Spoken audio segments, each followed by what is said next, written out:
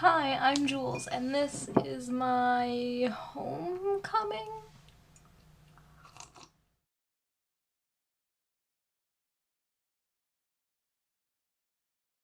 So, welcome to Vegan Quirks, where we talk about veganism, minimalism, environmentalism, being a former expat in China, and more. It's been a while, I know. I filmed a video and edited it and didn't like it, and otherwise have just been kind of a mess. But I'm getting back on track, and usually the way that I do that when I try to get back on track is film a video that I can film and upload with really minimal editing. So that's what today is going to be. I've got my cup of tea in my, yes, this is a Starbucks mug, but it is from Hohot, pronunciation question mark. And it is from the hometown of one of my former students, and she got me this as a going away gift when I left China, So if you guys don't know already, my name is Jules. This is a video where I'm going to be talking about some of what it's like to have left China after being an expat there for 3 years. I've been back and forth to the US and to other places and stuff. I haven't spent the last 3 years entirely in China, but I'm done. I quit my job and I'm back in the US for at least a while. I'm not going to talk too much right now about my plans moving forward. I'm hoping that after a couple weeks of me finally editing some older videos that I never posted, I'll be able to do another sit down about my future plans. But today I'm just going to talk about what it's been like for me for the past month, because I've been here just over a month now and it's been interesting. So, first, for a little more context, I'm living at my parents' house.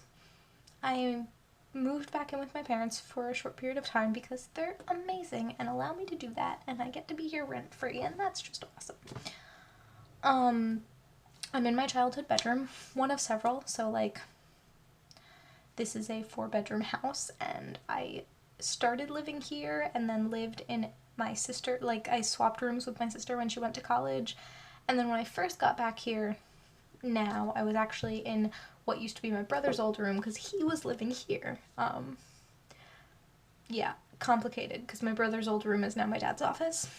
And so I was living in my dad's office, but then my brother moved out, and so now I'm back here. Very confusing. All that to say, I've spent the last month here. I'll be spending at least another couple weeks here, but hopefully I'll be able to move out again soon. And I guess that's where I can start. What is it like moving back with my parents after not having lived here for 7 years?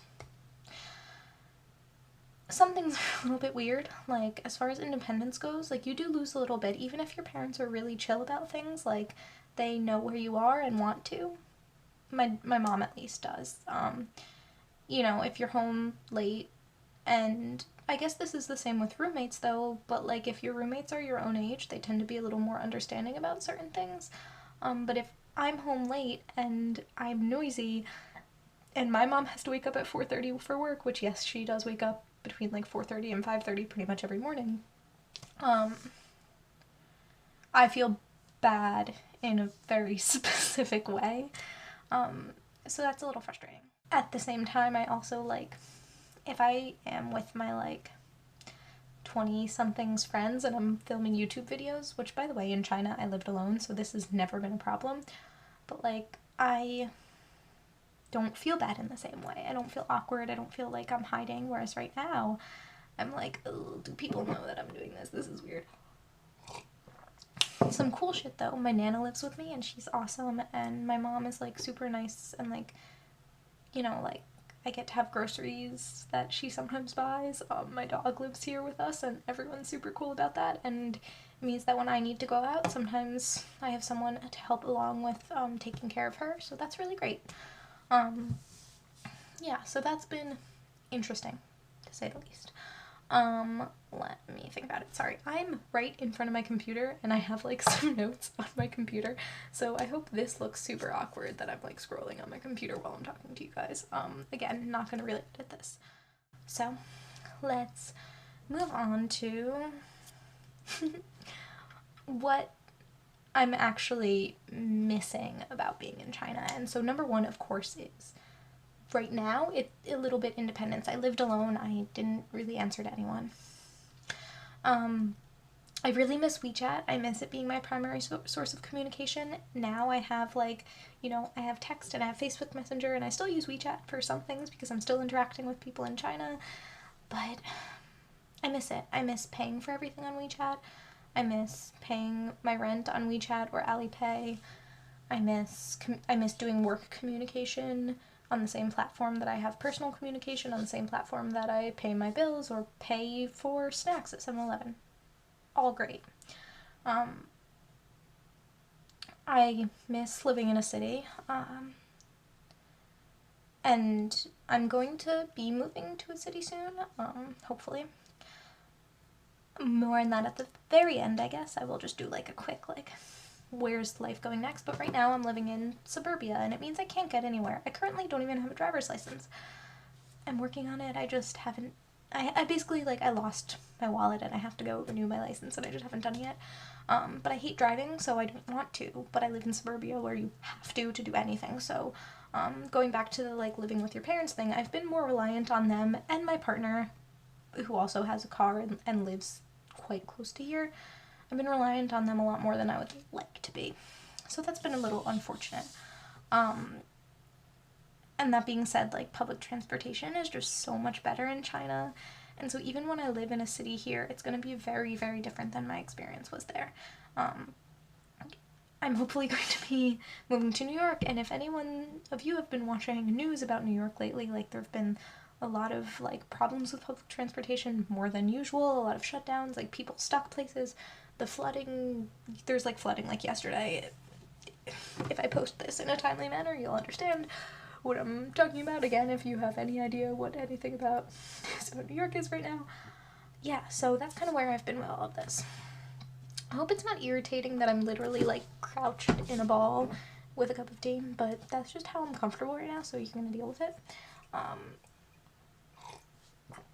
Okay, the last thing that I, like, really miss about China, well, one thing is that language learning is harder because I have to, like, put it on myself in a different way. But I do still have a tutor in China that, like, I had paid for classes, and I'm just still using them up. So for the next month at least, I still get to have that experience of the tutor that I know and that I like. And once I'm done with that, I'll be able to kind of be like, okay, what can I do now to continue learning? Because I don't want to stop learning Chinese. Okay. Out of breath. Sticker shock is a huge thing. I feel like I've been very good about what I'm spending money on right now, and like I said, I'm in such a good position where I'm not paying rent. I have a roof over my house, and, like, if there's food in the house I want to eat, I'm allowed to eat it. I mean, like, I'm vegan and my family's not, so, like, it's a little harder, but even, like, if I go grocery shopping with my mom, like, I'll try to pay for it and she won't let me, because she's just, like, mama bear kind of person. But, like, generally, like, when I go out to restaurants or when I need to buy anything, I'm just like, noodles cost, like, 10 to 15 kwai. Why am I paying $20 for a pizza? Like, I just can't. So that's been, like, a little bit frustrating, but dealable, and I'm a frugal gal at heart, so I'm figuring that all out. Let's see, what am I happy about being here? Because I just talked about, like, a lot of tough stuff. There's so many more vegan goodies and treats and things I can try, which is good and bad because it's definitely slightly less healthy, but, like getting to have, like, vegan cheese to go and stuff, or, like, you know, like, Beyond Meat stuff, like, it's just, that's been so nice and, like, such a convenience that, like, I get to, like, and also just reinvigorated my interest in food, because, I mean, so, if y'all don't know, this account technically is, like, linked, I don't know if it's officially linked, but has the same name and handle as my Instagram account, Vegan Quirks, but that I primarily just post food. Like, I don't really post anything about my life or experiences, because I have a personal Instagram where I post more of those kinds of things, like pictures of myself doing stuff, traveling, da-da-da-da. Maybe I should organize that better, but Yeah, there's a reason I only have like 30 subscribers and only like 5 people watch my videos, and because I don't do any of those things and I don't understand SEO very well. Hey,